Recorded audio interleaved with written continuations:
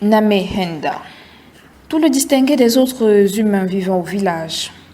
On ne pouvait pas affirmer que la chaleur vivifiante du soleil se répandait avec tant d'insistance pour guérir et bronzer sa peau, marquetée de noir, héréditairement marginale parce que peinte sur fond blanc.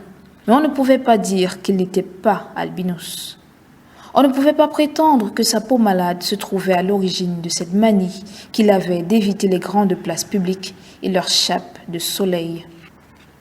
Pourtant, quand il arrivait à Namehenda de parler, il exaltait toujours les bienfaits du soleil et des grandes places publiques. Alors il faisait éclater chaque mot comme une boule de lumière multisonore que le vent introduisait, fraîche et parfumée comme un jardin de fleurs, dans la monotonie ambiante. Les habitants du village prirent l'habitude de lui demander à chaque fois qu'ils le rencontraient « Namehenda, que t'a révélé aujourd'hui le soleil en place publique ?» La formule l'amusait. Les réponses toujours surprenantes et jamais les mêmes amenaient les gens au rire et leur faisaient hausser les épaules et les faisaient dire de Namehenda que, décidément, c'était une grande intelligence au-dessus de la normale, que c'était l'humour incarné dans un corps de fou, d'où le sobriquet « foufou » dont les jeunes élèves de l'école primaire l'avaient gratifié. Namehenda était loin d'être un fou. Il ne convenait pas de laisser croire que Namehenda pût un jour s'occuper de quelque chose. Cela eût choqué plus d'un. Apparemment, on le trouvait toujours inoccupé auprès de gens toujours occupés. Cette présence permanente donnait l'illusion d'un citoyen parfaitement inutile, donc superflu, qui pouvait disparaître sans qu'aucune perturbation ne vînt bouleverser la marche du village. Pourtant, en recensant les activités quotidiennes des habitants au cours desquelles Namehenda parlait de soleil et des places publiques, on constatait qu'il était l'homme le plus informé et le plus occupé, l'homme le plus utile aussi, car il donnait l'impression d'être partout à la fois et d'apporter ainsi aux autres, à tous les autres, sa présence rassurante, sa parole charmante, créant la détente et l'assurance d'un cadre de vie familier, sécurisant, idéal. Il était un phénomène biologique connu, bien que ostentatoire, déconcertant et pourtant normal. Il était étonnant, il était vulgaire. Mais au village, il ne comptait pas.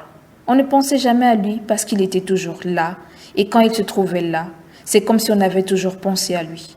On ne lui demandait jamais son avis puisqu'il le donnait toujours, et on ne l'écoutait que d'une oreille parce que, en fin de compte, ce qu'il disait n'avait d'importance pour personne. On ne pouvait donc pas le classer ni parmi les hommes, ni parmi les bêtes, ni parmi les choses. Il n'était pas non plus un fou. Dans la pensée des gens, il devait sans doute être le sosie d'un être sans contour, inqualifiable, hypothétique, asubstantivé, dont l'existence jouait auprès des autres le rôle d'ombre familière, de fantôme doux et nostalgique. Pourquoi ? Parce que né avec une peau bizarre, malade, qu'il l'avait fait surnommer le brûlé de la lune. Et parce qu'elle était piquetée de nombreux points noirs et rouges, tel un tissu écru, on le surnommait encore la passoire de la vendeuse de Quata ou le galut de l'aurore. Les femmes adultes le regardaient pourtant avec insistance, les yeux mouillés de désir, car elles trouvaient à Namehenda des traits beaux et des formes souples, des formes plastiques. En effet, il était grand et droit, avec des épaules larges et des hanches étroites et une tête finement sculptée. À dire vrai, Namehenda constituait pour le clan un problème, et dans la conscience populaire, il agissait comme une épine dans le pied. On disait de son père qu'il était un homme panthère et que lui, Namehenda, deviendrait un homme panthère. Les gens l'aimaient parce qu'il était beau et beau parleur. Les gens en avaient une réelle répulsion parce que sa peau n'était ni noire ni albinos. Les gens le craignaient viscéralement parce qu'on prédisait qu'il les croquerait un jour. Ces sentiments contradictoires qui se reflétaient sur la face de ses concitoyens avaient assis Namehenda dans la certitude qu'il devait être un être exceptionnel, étrange créature fascinante, supérieure, dominant un monde de petites gens. Namehenda se sentait malgré tout la victime du choc que provoquait en lui tous les jours l'expression des visages des autres face à sa certitude intime. C'est ce duel particulier qui, finalement, avait renvoyé Namehenda hors du soleil et des places publiques dans ses derniers retranchements, la solitude et le silence. Un paria toléré, voilà ce qu'il croyait être. Il ne fit que le croire car à 21 ans, traqué par l'appel incessant de sa virilité, subjugué par la beauté des filles, sachant qu'elles le reposeront toujours parce qu'elles craindraient d'être croquées, Namienda oublia sa position de paria toléré, poursuivit courageusement jusqu'à la source d'eau du village, la fille du chef du village, dont la beauté aliénait le bon sens de tous les hommes.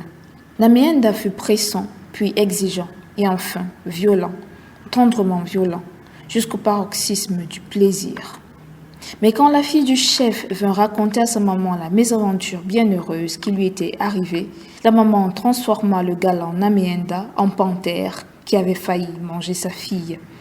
On traqua immédiatement le jeune syphilitique, terré, après son exploit, dans le premier champ de manioc qu'il trouva sur sa route de retour.